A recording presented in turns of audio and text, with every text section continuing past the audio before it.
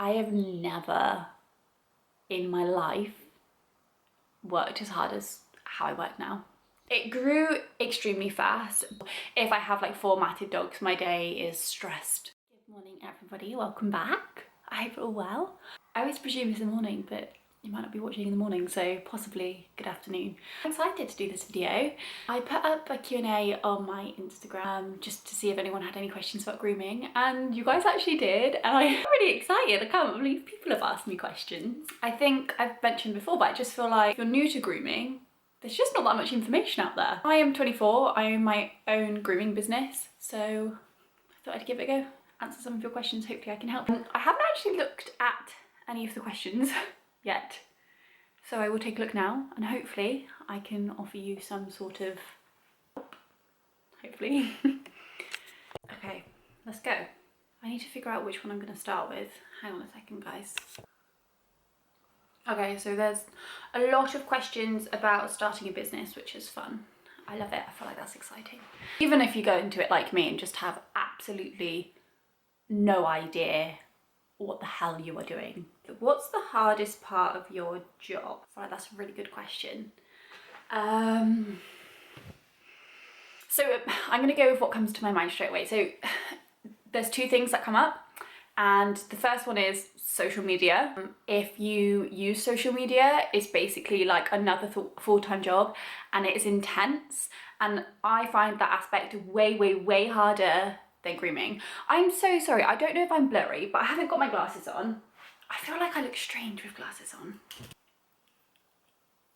Social media is a really, really, really hard part of dog grooming, which sounds ridiculous, but to grow my audience I really took advantage of Facebook and Instagram, and now currently YouTube. I don't really use YouTube to get clients because I don't currently need any more clients. I just like YouTube to give advice. I think that at the moment that's the fastest way to grow your business, and it's so intense and the algorithms change all of the time, and there's new groomers, there's new advice that wants to go out, people want to learn different facts, people want to see pictures all of the time. And on my personal Instagram I post quite a lot live, so when I'm actually grooming I post a lot, which is so hard sometimes. It's literally just me in the salon, just me, no one else. It's me doing all of the admin, doing all of the calls, doing all of the bookings, doing all my social media, grooming all of my dogs. It's intense. And when you've done, so I realistically get to my mum's house, which is where I work from, at about 8. I start grooming at 9. I normally finish grooming at 7. So I'm doing like a long ass day. And it gets to the end of the day and I need to think about my social media posts. Sometimes it takes me 40 minutes just to write one media post. And then the second hardest part I'd probably say is unrealistic client goals. That's hard to deal with. I feel like I have personally built a really nice relationship with my clients and I feel like we can all talk openly, but obviously sometimes there is going to be people that don't get you, they don't like your style, or they have an expectation for their dog that you can't match. For example, maybe its behaviour is not good enough to do that sort of grooming, it's in pain, its coat isn't in the right condition, it hasn't been maintained. So it's really hard. I find that very hard. I find confrontation hard, and it's something that I've kind of had to face head on when I started my business. Like I've had to just suck it up. I feel embarrassed to say I can't do that, or I don't feel safe, or you haven't maintained a coat. I find that really, really hard, and I know that is a boundary that I need to work on because your clients won't respect you if you don't set boundaries. One thing I wish I knew at the start of your grooming journey. This is a nice question. Oh god, this is gonna make me emotional. I'm really emotional, I literally cry at everything. I am literally gonna cry. When I started grooming, I had severe anxiety, like extreme. I literally was scared to do anything because I was scared of being anxious and I was scared of having panic attacks. And I applied for this job because I don't really know why. I don't know why I applied. The guy I was seeing at the time was quite a difficult person to be with, and he suggested the job. And in that relationship I felt very, I felt very much like I had to do what he wanted. It was a very hard relationship, and I don't really want to talk too much about Alexis about grooming, but he suggested it, and I just started applying for it because it was his idea, which sounds insane because it's actually turned my life around. I'm no longer with this guy, but and it took me 4 attempts to get into a salon. Anyway, I finally got into the salon, and I had to work in the pet store for a bit, which was fine. What I wish I knew before I started is, dependent on your anxiety, I have like high functioning anxiety, so I have to do a lot. I feel like I need to do stuff all the time because then it stops my anxiety. I'm not anxious anymore, but I wish I knew that this job was going to change the course of my anxiety. I started grooming and being with the animals. I'm literally getting goosebumps all over me. I'm really spiritual, so like this is special to me. This is a special moment.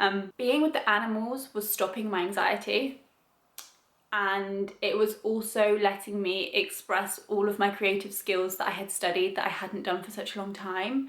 I wish that I knew, I wish I knew sooner how much of an impact that was going to have on my mental state. I do want to point out that a lot of groomers struggle with anxiety because of grooming, because grooming is actually really quite stressful, but I'm quite high functioning, so I need all of that stimulation to keep me in a happy medium. Oh, my phone nearly fell off my lap. Go on to more businessy questions right now. So it's, do you or did you have another job on the side of grooming in the beginning? So when I set up my business, no, it's the straight answer to that. I'm quite irrational. If I want something, I will do it. Like I will literally go do it. Then when I first got my first ever tattoo, I literally just booked it that week and I just went and I didn't tell anyone, I just did it. So I do like manifestation and journaling and things, and I had been journaling the week before about how much I wanted my own salon or a grooming pod or something, and I was really struggling in the salon at this point. It's hard when I get really affected by other people's emotions, so it's hard when you're in a salon that's really, really intense and very busy, and there's other people that have emotions in there that are up and down. I found that really hard to deal with, and it was really, really affecting me mentally. I was journaling about how much I wanted my own salon, and one night I rang one of my friends, actually has her own grooming place. She works from home as well, local to where I am, and I was on the phone to her. I was like, I'm spiraling, I feel really anxious, I don't want to go into work. It passed, and she rang me and she was like, you can work with me. And I was like, what? She was like, quit your job right now. This is not worth you going like spiraling back into severe anxiety. Quit your job and come and work with me. And I was like, okay, I'm gonna do it. That sounds insane. Like I can't believe I did that. Like I handed in my notice. I think I worked a week and I quit. I had a month's pay. So I was 23 when I left. Most 23-year-olds, like I was just on minimum wage.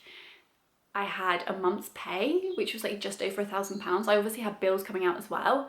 I did have some savings, but it wasn't a lot. I would already have a lot of equipment, which I'd bought throughout the years of my training. So that was good, but I literally quit and that was it. I had no clients. I hadn't done any advertising. I had no equipment. I gave myself a week. I bought everything. Sorry, someone's ringing me, probably a client. I bought everything that I thought I needed. I'm so sorry about that. And I started renting a table in her space, and I started building up my client base from there.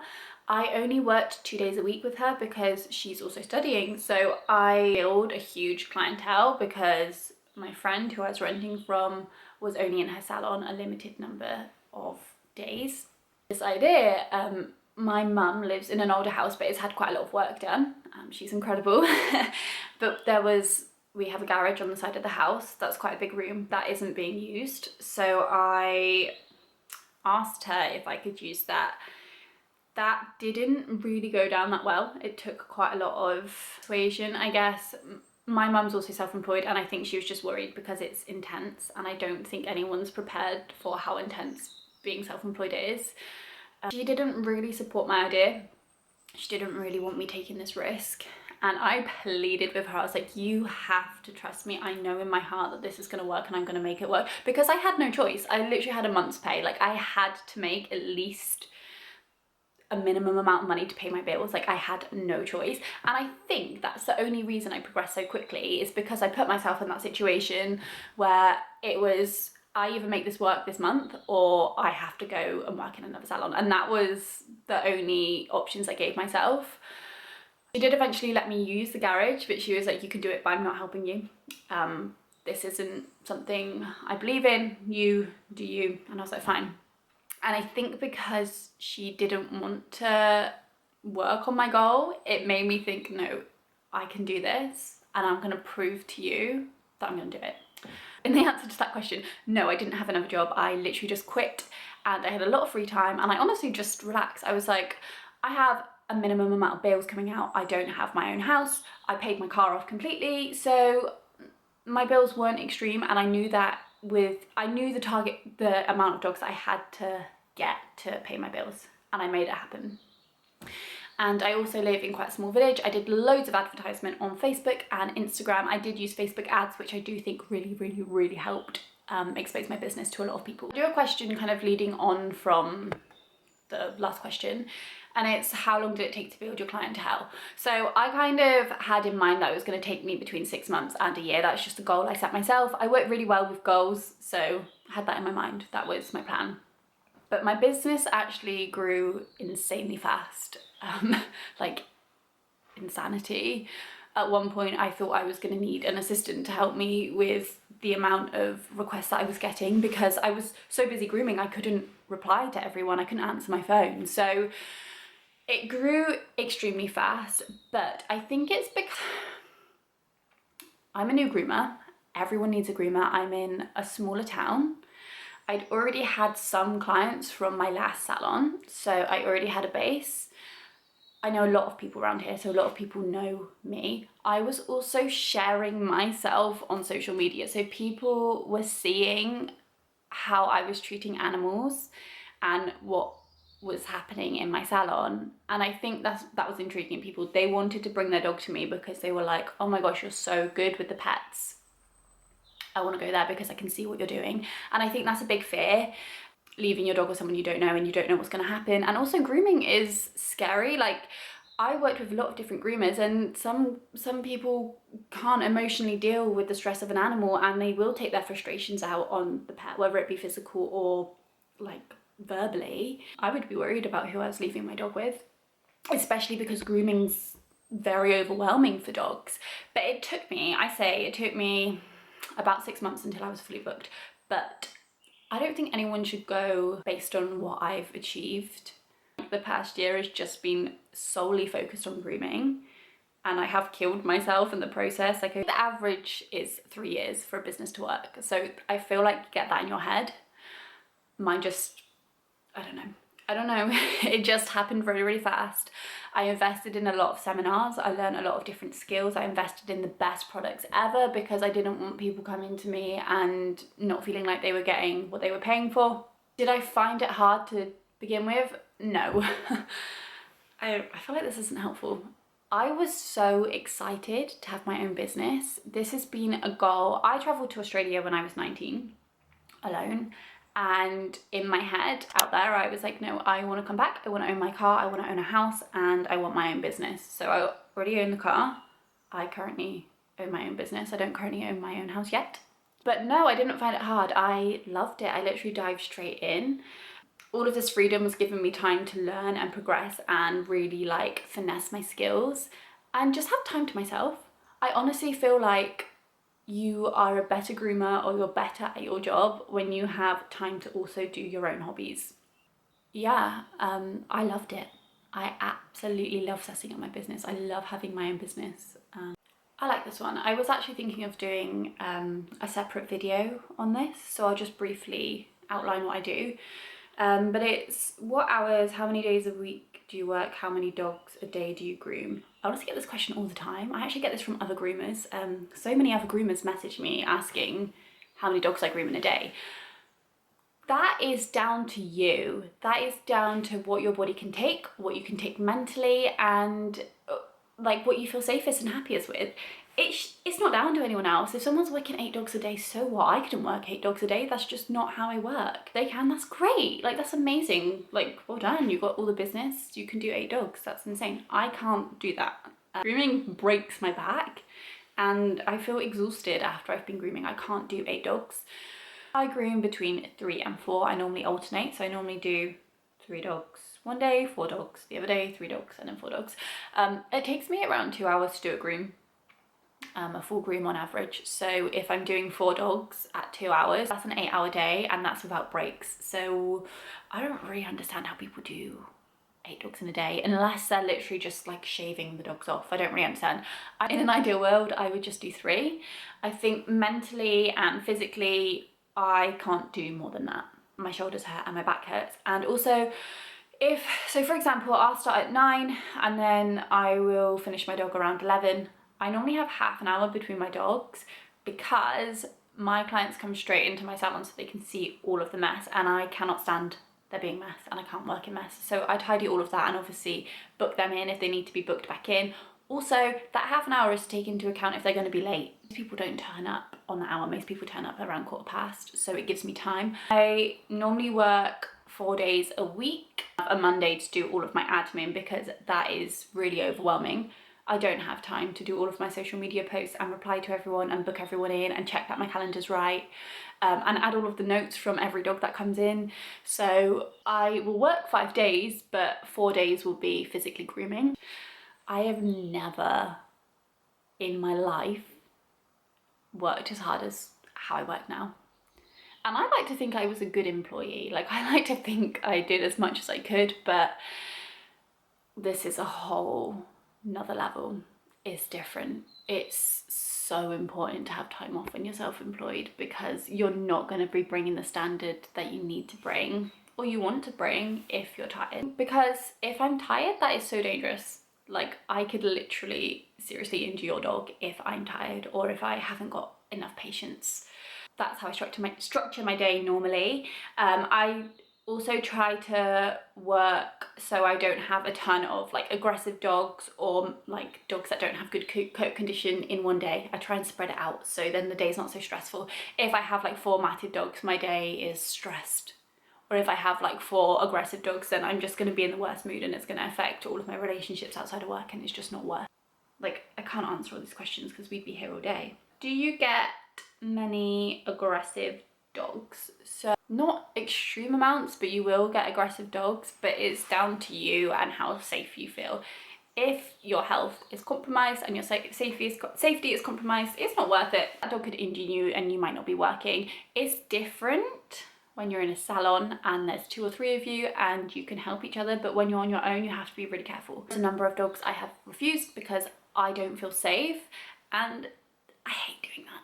I feel like people think you're incapable of your job.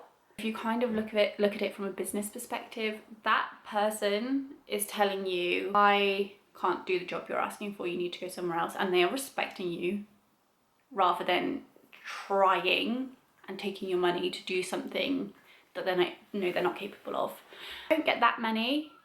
I do have a few that I do work with, but the owners have to be willing to work with me and we have to create a schedule and a plan. If they don't want to do that, then they can go somewhere else because that's not how I work. I think if you are getting aggressive dogs and you're feeling overwhelmed by it, like that's not your job to do that. When you learn to groom, you actually don't get to deal with aggressive dogs, which is why I'd highly recommend getting experience in a salon because you will deal with aggressive dogs. So if you go out on your own, it's not so scary. You don't want to come to work hating your job every day. It's not worth it, is it? So set your boundaries and you don't have to do it. Okay, we will end it with a positive one. So what's your favourite part about being a dog groomer? Firstly, it's the community. Like, the grooming community is really, really nice. And there's loads of different areas you can branch down. So you could look into like grooming for behaviour, or you could look into styling, or you could look into grooming rescues. Like, there's just a lot of avenues you can go down, and I feel like I've made really nice connections. I feel like everyone's friends and everybody wants to support each other, and it's nice because it's hard work. And I just love being with the dogs. Like, who doesn't love being with dogs? And I just love creating. Like, this is so fun. I come to work and I do something that I absolutely have adored my whole life, which is like artwork. So yeah, that side of it for me is really, really important. Actually freezing.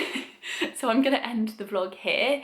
I hope that you've enjoyed this. I will do another one because there's quite a lot of questions I have missed off. So much for coming to my channel. I can't believe I had questions to answer. Thank you so much. I feel nervous. Remember to like and subscribe if you have enjoyed this video, and I will be back very, very soon. Thank you so much.